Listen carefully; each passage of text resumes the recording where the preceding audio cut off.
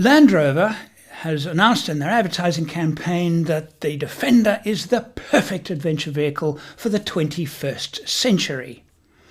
This report, compiled over the last 4 months, taken from many stories out there of people with Defenders actually using them for real adventures, are a tale of woe upon woe upon woe, which makes me conclude that the new Defender, while it's so good in so many ways, it is terrible, so bad in a few ways that it makes it utterly unsuitable for any kind of real adventure.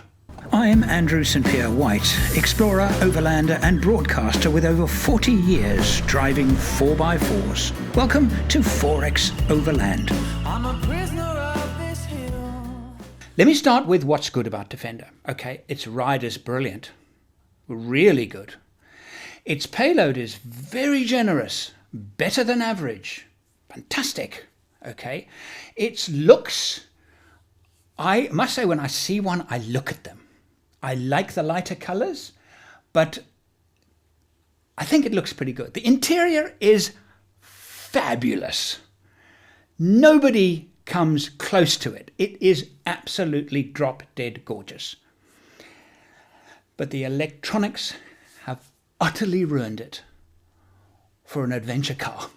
Good morning, you found me in my favorite place, Saturday morning. I'm back from my trip from the US and I'm doing what I like to do on a Saturday morning, work on my Land Cruiser and work on other projects that I have going on.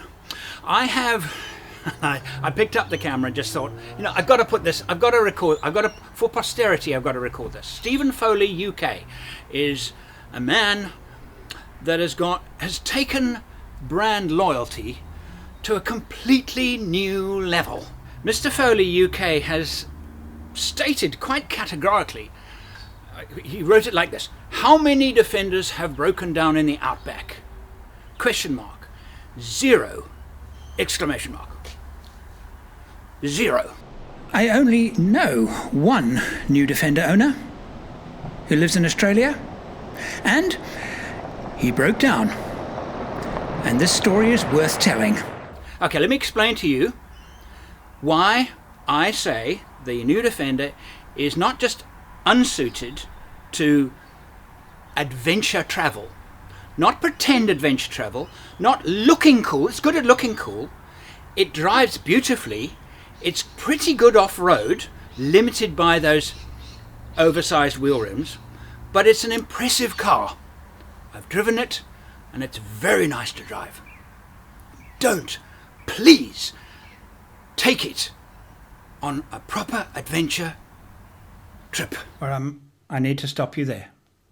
What I've done with this video is that I will think of something, I'll go into my workshop and I'll present and I'll do a rant about stories I've heard, and now come back later on and edit it and moderate my own opinion. You can, it's fine, take your Defender on an expedition, it's absolutely fine, but you must carry a scan gauge, and you must. It's as important as it's your basic tool set.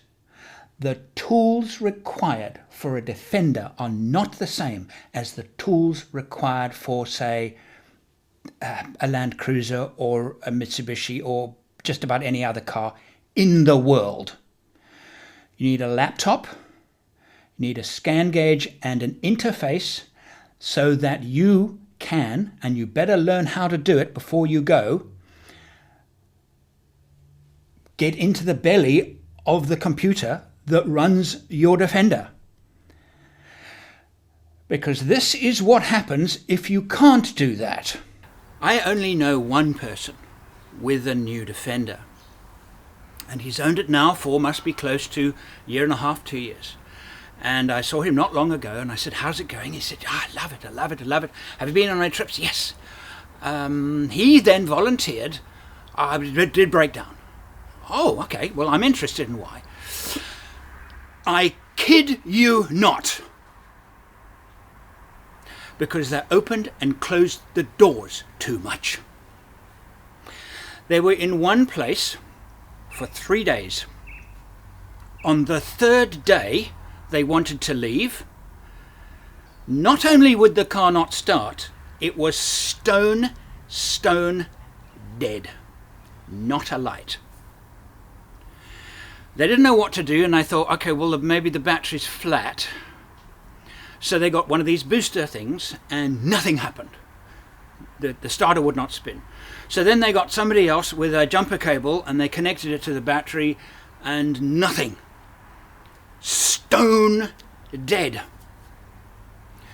They were not particularly far away from a town, but it took the Land Rover mechanic and his laptop under his arm 2 days to get there. And he plugged it in, put the booster on, did a bit of things, and 30 seconds later the lights came on the dashboard and it started. They had closed the doors too often, because every time you open the door, apparently it runs certain computer programs which uses a lot of battery power, and it killed the battery. I was astonished when I heard this story, but it's absolutely true. Is this not conclusive proof that the people programming the Land Rover have never been camping, never been on an adventure? They have no idea. Logically, this is just coding. Program it so that if you open the door a number of times between engine starts at a certain point where the battery's starting to run low, then don't automatically start the computers, have a little pop-up and a little bing. You love bings, don't you? Have another one, but with the bing, there is a notification of what the bing is trying to tell you, which is a big mistake with most car makers. It'll ping, but it won't explain why it's pinging. To simply say something, you're going to have to wait an extra 10 or 15 seconds for the car to boot up, because I'm protecting you from an over battery discharge. But the programmers obviously allowed the battery not just to become discharged, but become so discharged that the car turns into a paperweight until you have intervention from a Land Rover mechanic. The other story doing its rounds at the moment is, this was from a YouTuber in the United States who had a brand new Defender, and he was doing some quite adventurous trips not that adventure, not hard off-road, some rough roads.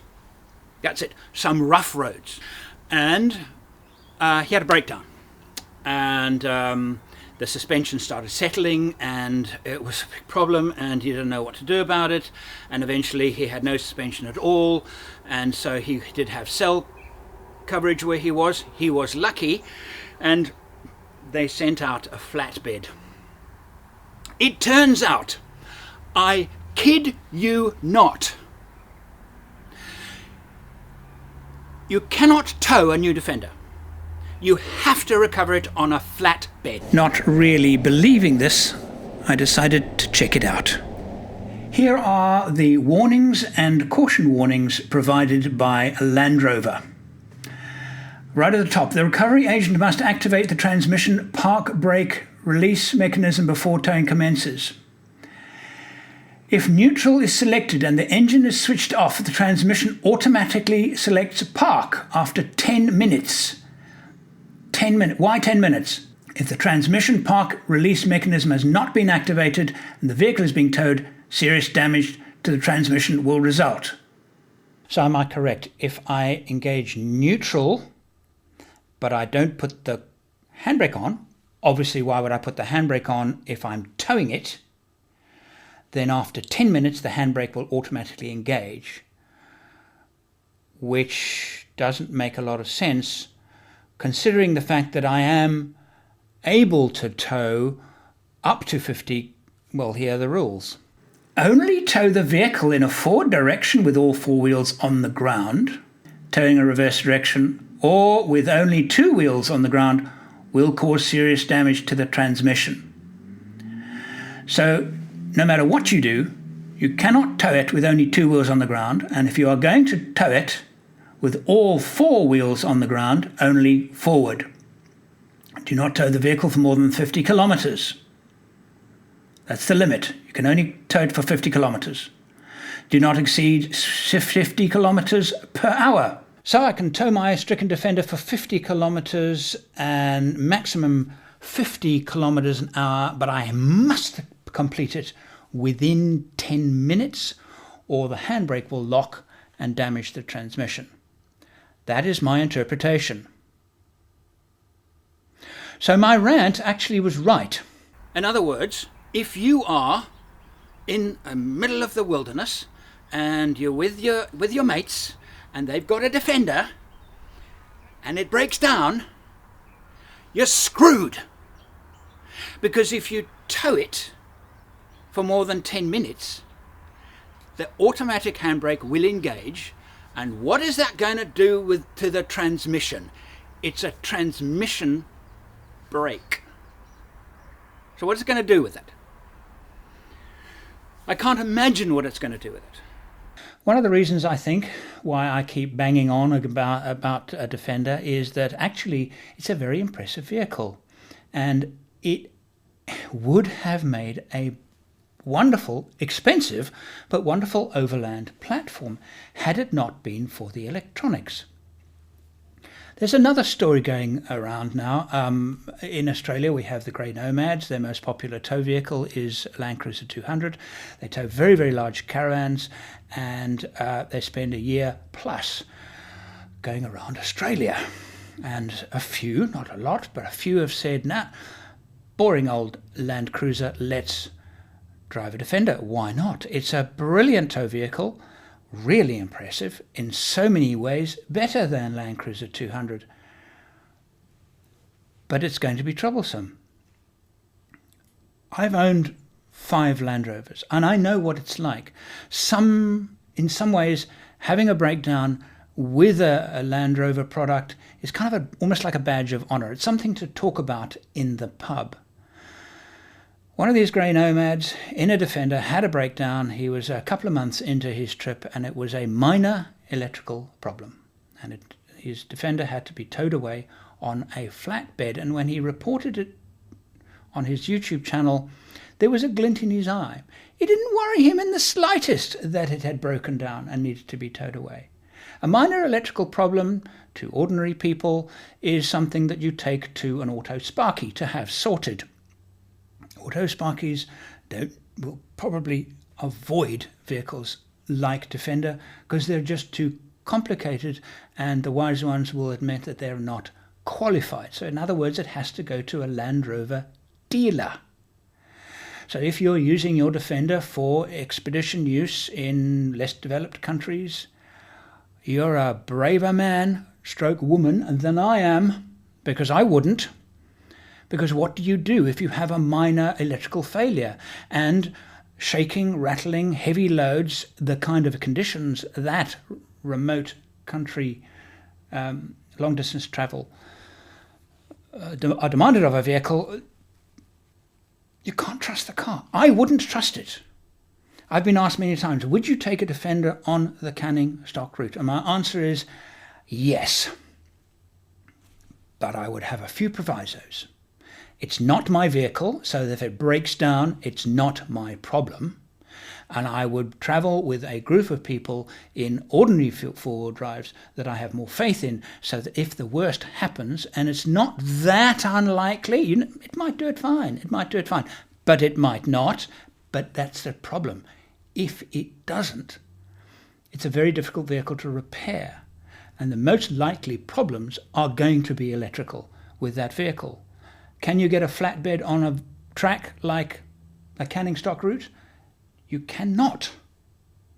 So then what would you do if you can't tow it for more than 10 minutes at a time? You understand where I'm coming from? As a vehicle, it's very impressive. As an expedition overlander, it is a catastrophic failure in my eyes. I hope you've enjoyed this report. I have enjoyed making it over the last several months. See you next time.